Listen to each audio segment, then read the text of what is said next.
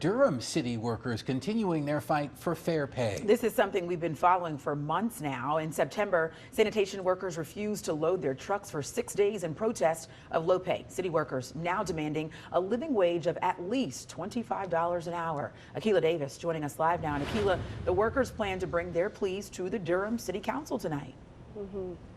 That's right, Lauren. You know, I've had many conversations with city workers, and this is, in fact, a hot button issue for them. They say tonight's budget meeting is important because it will dictate who will stay and continue working for the city or who will go.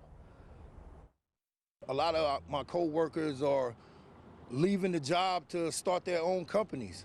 You know, they feel like they'd be better off. Better off as in making more money. That's Durham sanitation worker George Baycoat, and he admits he's thought about leaving too. Many times. It's always playing in my head of me, you know, working for myself and, you know, providing for my family, because I'm tired of the stress, the headache. He's talking about the stress of making ends meet and having to work 2 jobs to do it.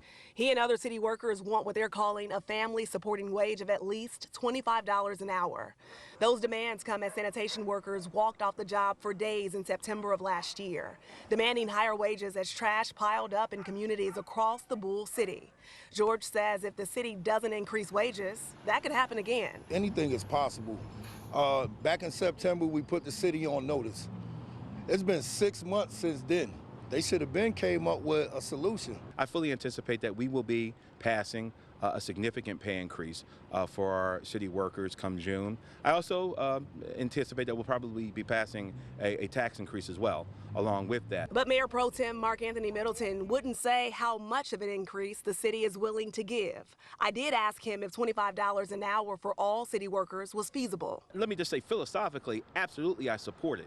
As a fiduciary of the city and as a policymaker, I don't want to do something that's going to break the bank. Sanitation workers like George say they are deserving of higher wages given the jobs they do. And even faith leaders have signed on to support this fight. We are looking at departments that have the highest concentration of Black and brown workers, are also the lowest paid people in our city. And so that's unfair, and the name for that unfairness is racial injustice.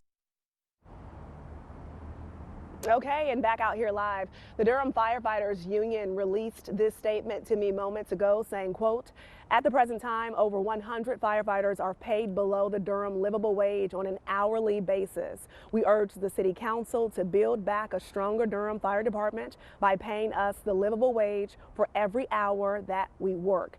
The City Council meeting is slated to start at 7 tonight. However, Durham City workers are expected to gather and rally outside at 6:30. We're live in Durham. Akila Davis, ABC 11 Eyewitness News.